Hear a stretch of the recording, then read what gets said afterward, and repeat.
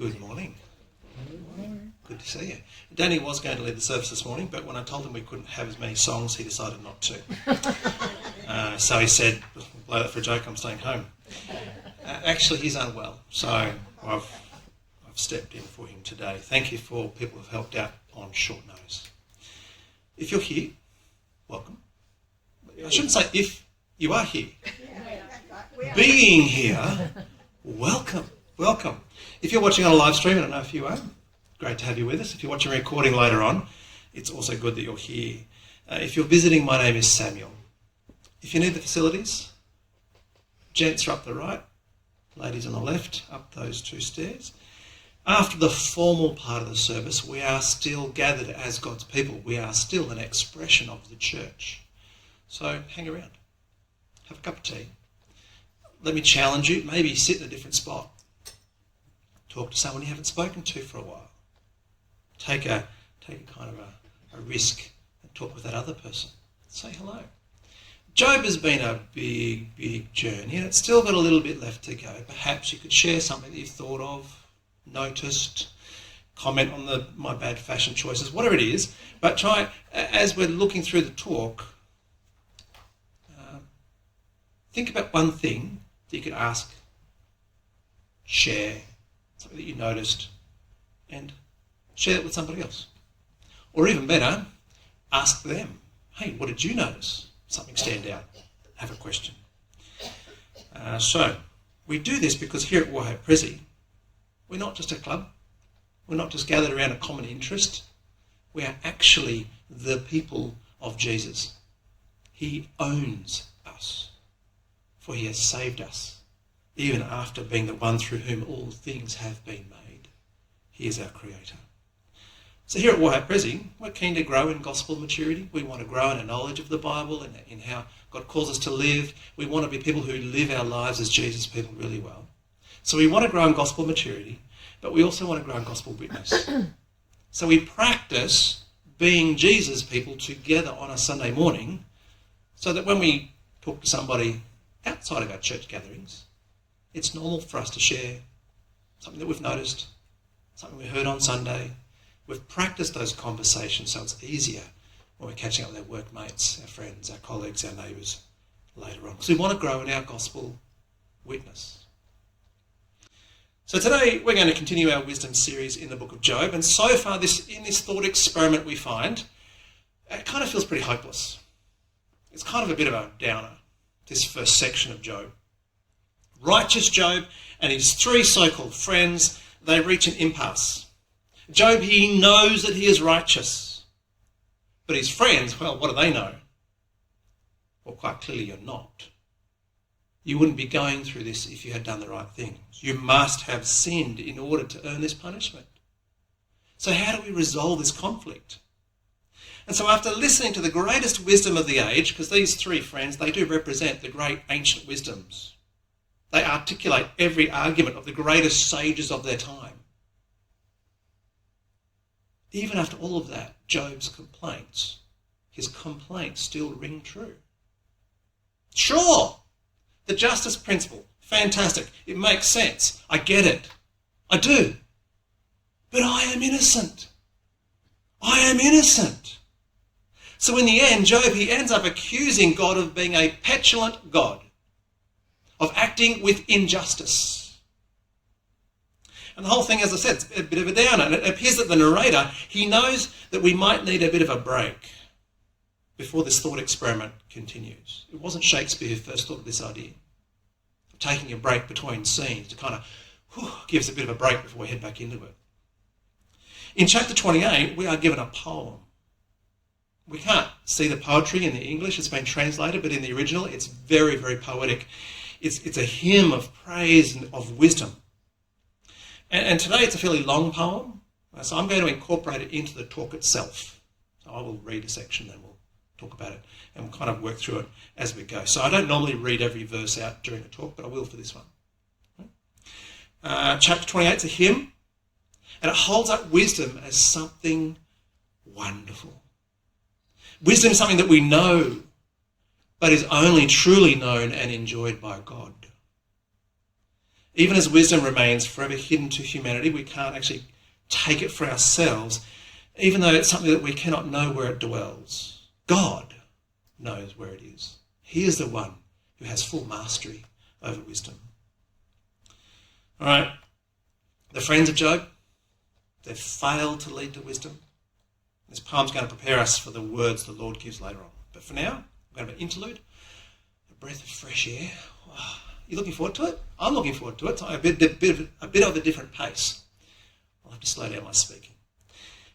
For now, before Chris comes forward to lead us in prayer, we're going to sing our first song in praise of God. So if you're able, please stand. We're all going to sing Holy, Holy, Holy. Morning. Morning. I'm going to come to the Lord in prayer. I'm going to finish this prayer with some verses from Psalm 19. Let's pray. Heavenly Father, we praise you and worship you. You are almighty, never changing, slow to anger, merciful, just, faithful, patient, righteous, and altogether wonderful and awesome. In you and you alone we trust. You are our security, our rock, our fortress, and our refuge. You have loved us from the beginning, and we have done nothing to deserve your love.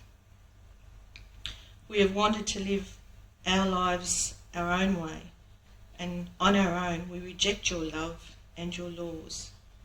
But through Jesus Christ, who died and took our punishment, through your grace, we have been made righteous, right with you.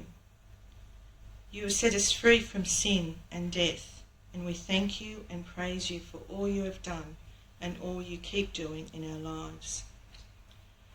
Help us to live lives worthy of you. Help us to walk daily with you, to keep running the race, to persevere even when the going is tough. Be with those who are not well and unable to join us today. We ask for healing, for recovery, for comfort and ongoing trust in you. And from Psalm 19, the law of the Lord is perfect, reviving the soul. The testimony of the Lord is sure, making wise the simple. The precepts of the Lord are right, rejoicing the heart. The commandment of the Lord is pure, enlightening the eyes. The fear of the Lord is clean, enduring forever. The rules of the Lord are true and righteous altogether. More to be desired are they than gold, even much fine gold. Sweeter also than honey and drippings of the honeycomb. Moreover, by them is your servant warned, in keeping them there is great reward. Let the words of our mouth and the meditation of our hearts be acceptable in your sight, O Lord, my rock and my redeemer. Amen. Before we look a little bit more closely at Job, let's pray. Lord, you call us not to be fearful, but to trust you, to walk with you, and allow you to be wise and guide this world as you see fit best, as you see fit. Lord, as we look at Job, guard our hearts. Help us not to give up. Help us not to be impatient with the challenge. We thank you today for a bit of refreshment. Help us to hear what you'd have us to hear. Help us to learn what you'd have us to learn. Not so that we just know more about this text, but that we might trust you more, lean on you more, love you more. And so it's for your sake, for the sake of your Son's glory, we pray. Amen. As we read through this next chapter, we will quickly see that this poem is not the words of Job, nor his friends. The style is a highly structured poem with metre. The tone is very positive about human endeavour, but even more so about wisdom itself. The subject matter is very different. It's about wisdom itself, not an exercise in hearing people try and be wise. It's not a debate. It's very different. So as I said last week, if your Bible has a heading attributing chapter 28 to Job, I'm sorry, you have to get that pencil out. And I want you to draw a line through it. Right? Okay, you don't cut through the paper, but it is not Job's words. This is the narrator speaking. This is a breath of fresh air. It's preparing us for the next stage so we don't give up. And it's preparing us to hear the words of the Lord that are coming later. So this is all part of the bigger context. So let's have a look at this hymn of praise to the wisdom of God. You can look with me if you'd like, with the text on the screen, or you can simply listen as I read. Let's do the first 11 verses in one go. Right? First 11 verses of chapter 28. Surely there is a mine for silver, and a place for gold that they refine. Iron is taken out of the earth, and copper is smelted from the ore. Man puts an end to darkness and searches out to its farthest limit, the ore in gloom and deep, deep darkness. He opens shafts in a valley far away from where anyone lives. They are forgotten by travellers. They hang in the air, far away from mankind. They swing to and fro. As for the earth, out of it comes bread, but underneath it is turned up as by fire. Its stones are the place of sapphires, and it has dust of gold. That path no bird of prey knows, and the falcon's eye has not seen it. The proud beasts have not trodden it.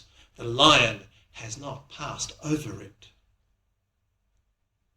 Man puts his hand to the flinty rock, and he overturns mountains by the roots.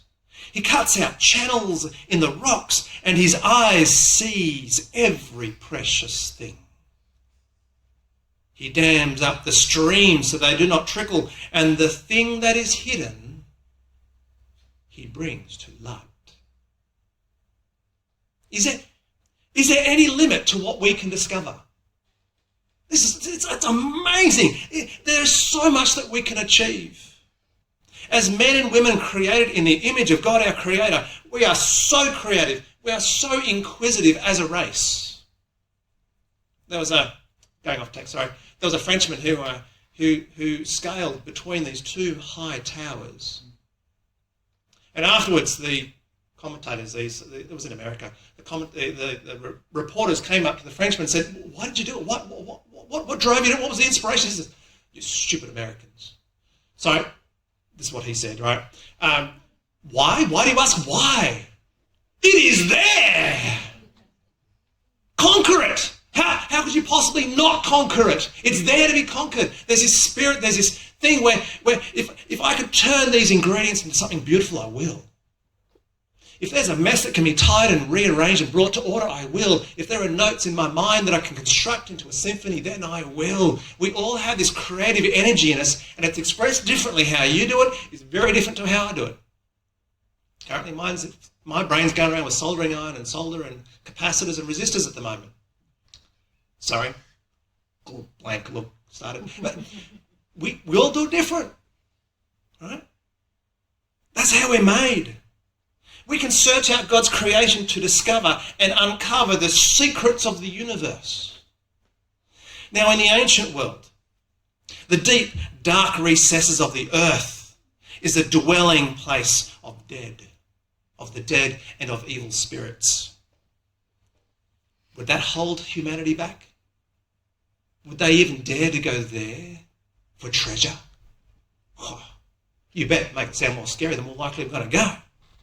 Yet even here in the place of darkness and chaos, searching for treasure, adventurous souls would carve out shafts deep, deep into the rock.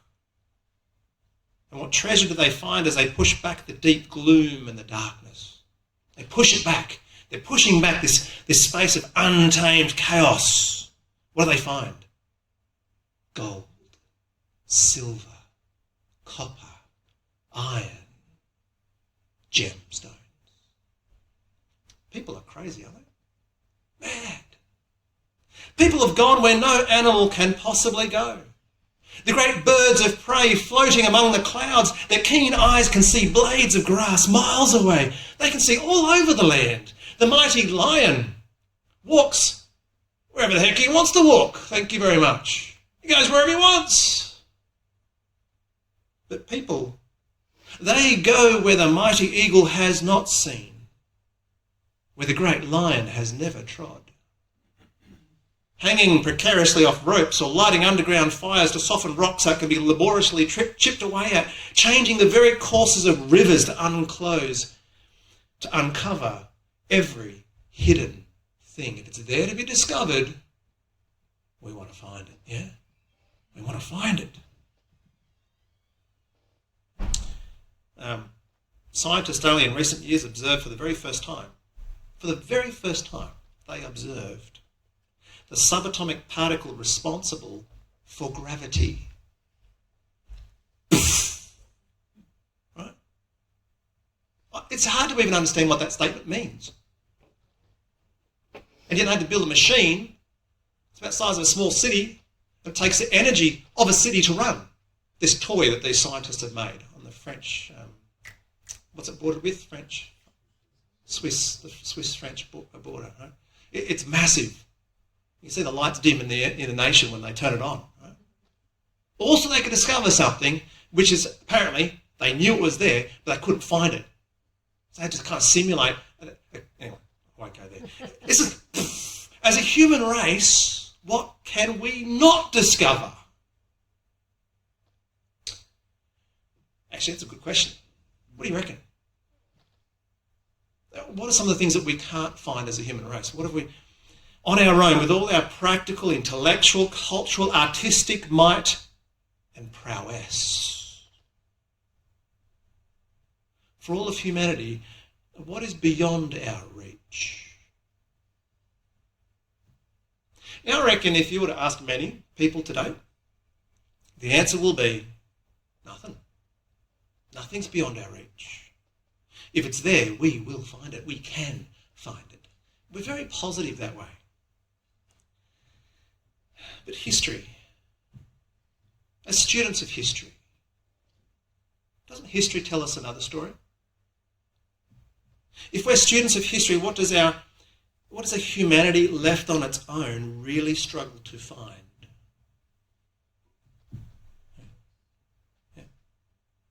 What appears to be beyond our reach? As has already been mentioned, I would argue the capacity to consistently live in peace with one another. Humans, we are great at discovering anything that can be found in this life under the sun. This kind of reminds me of another wisdom book in the scriptures, hey? But there are some things which cannot be discovered. They just simply cannot be discovered through human endeavour. So we're asked in verse 12, but, he says, the narrator says, but where shall wisdom be found? And where is the place of understanding? Man does not know its worth, and it is not found in the land of the living. What we really need, what really matters, is not the subatomic particle that's needed to make gravity work. God's already made it. We don't need to discover it necessarily. Well, I think of some good reasons for it, but we don't actually have to have it. We don't have to find it. Wisdom, on the other hand, that is valuable. We don't fully understand its worth. Its value, its worth is beyond anything which can be found in the land of the living. Anywhere humanity can reach, even those places that appear yet impossible to reach, the deep says, no, not here. And the sea says, no, not with me either. No matter how much we might learn about creation, no matter how far we might explore, even to the greatest depths of the sea, it cannot be. Wisdom cannot be discovered simply by looking for it. True wisdom cannot be uncovered in any, I'm going to say this as a physics nerd, wisdom cannot be uncovered by any scientific endeavour. In some ways, science is a waste of time. Not only can we not find it, verse 15, it cannot be bought for solid gold. And silver cannot be weighed as its price. Wisdom is not for sale. You can't buy it either. You can't find it, but you can't even buy it. Verse 16, it cannot be valued in the gold of Ophir, in precious onyx or sapphire. Gold and glass vessels cannot be exchanged for it. They can't be equal for it, nor can be exchanged for jewels of fine gold.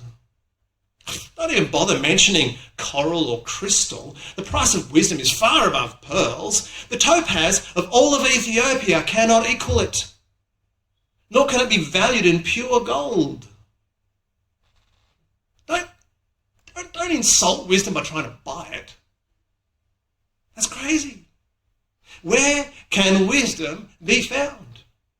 Wisdom cannot be discovered in creation. Wisdom cannot be purchased with all the wealth of the world. So the poem asked again, from where then does wisdom come? And where is the place of its understanding? We know wisdom exists. We long for it. Where is it? You see, in the language of the poet, to know the dwelling place of wisdom is to gain mastery over wisdom, to have access to wisdom. It means to own it. To know the dwelling place of wisdom is to have mastery over all things. But wisdom, verse 21, it's hidden. It's hidden from the eyes of all living things and concealed from the birds of the air. Wisdom is hidden from everything that's alive, and not just all the things in the natural world. It's hidden even in the world of the unnatural. Check out verse 22. Abaddon and death, the places of death, they say, well, we've heard a rumour of it with our ears. Wisdom is hidden even from the underworld. Even in the place of the dead, they've heard about it. Well, they've heard about where wisdom dwells, but even there, it's just a rumour. I don't know. Where can wisdom be found? Was it found in Job's three mates? No. Sorry. Was it found in Job? No. Even though we have never seen wisdom, we know it exists. And while all living things on and under the earth may not know, God knows. Verse 23, God, he understands the way to wisdom, and he knows its place. For he looks to the ends of the earth, and he sees everything, not just on the earth and under the sun. He sees everything under the heavens. He looks and sees everything, even the dwelling place of wisdom. And we see this in action. How do we know God knows where wisdom lives? Well, he orders everything according to his wisdom. We see it in his action in God's wonderful creation. Verse 25. We see it when he gave wisdom, we see wisdom when he gave to the wind its weight and apportioned the waters by measure, when he made a decree for the rain and a way for the lightning of thunder. By wisdom, God gives even unseen wind weight to push things around. Just stop and think about that for a second, for the ancient mind. God gives unseen wind the capacity to bully things. That's pretty cool. By wisdom, God has apportioned the measure of the oceans. Yeah, about that much. I'll give over to the oceans. You can have it. That's how much they'll be. By wisdom, God has decreed limits for the rain, for which I'm very grateful. Because it can rain and rain and rain, or it cannot rain. God holds back rain from inundating the world, and we've seen what happens when he doesn't do that, when he gives it free rein. The ancient mind, what are they thinking about at this point? The flood of Noah, right? When God holds back his wise restraining of the oceans and the rains, things are terrible. Chaos comes back. See, these are forces of raw nature. Pictures of chaos and might and strength which have the capacity to ruin absolutely everything. All these powerful forces, what? They show something. In that they submit to God in the wisdom he commands. No, Job. God is not petulant. He's not distractible. He hasn't gone on holidays. He hasn't forgotten how to run things. God is not out of control. Even now, Job. Look at me, Job. God is still in control.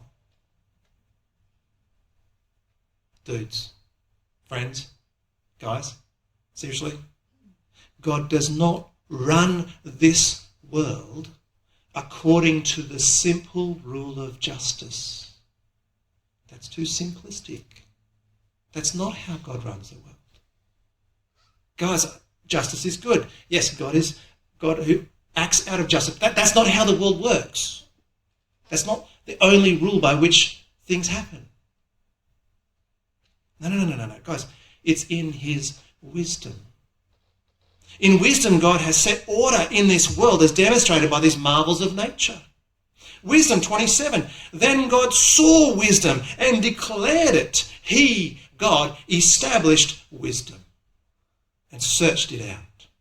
God, he has seen it, he declares it wisdom, he establishes it. God has found all the wisdom there is because God from the beginning, he has determined wisdom's very nature.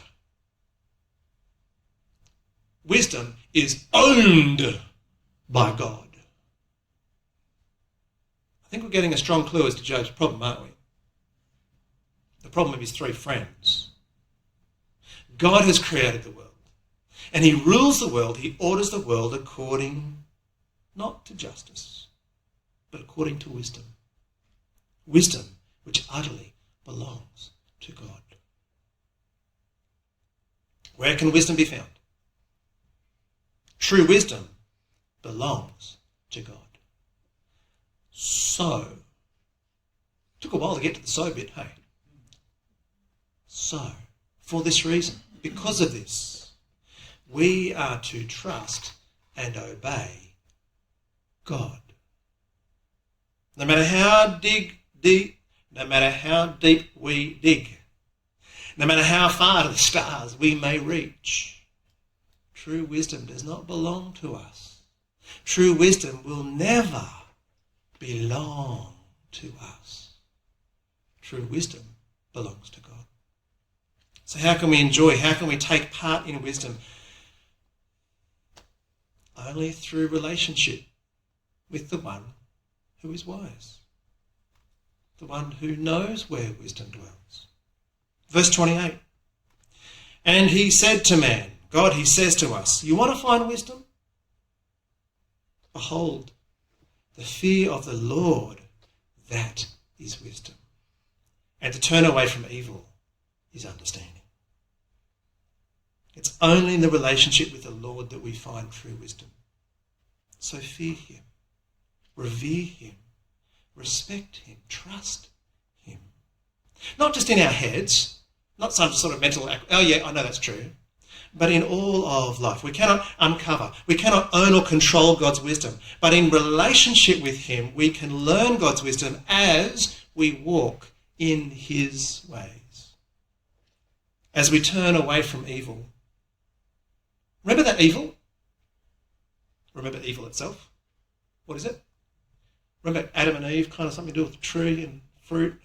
It's a choosing of what is good and right for ourselves and not trusting that God is wise. Remember the language of the serpent?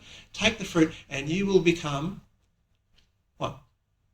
Wise, like God.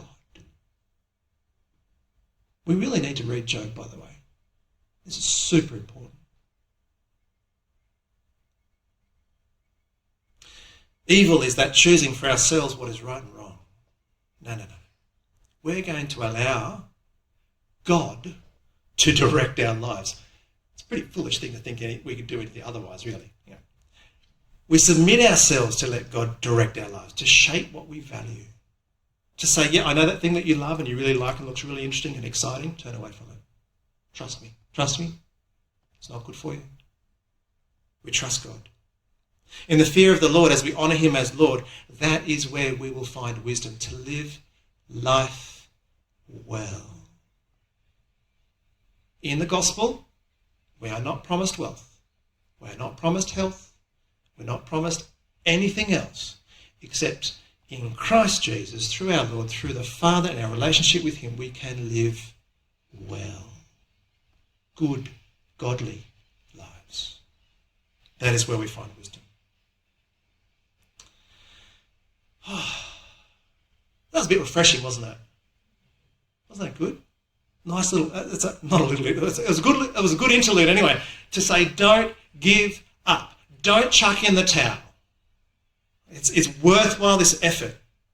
So we may have been burdened by the discussion between Job and his friends.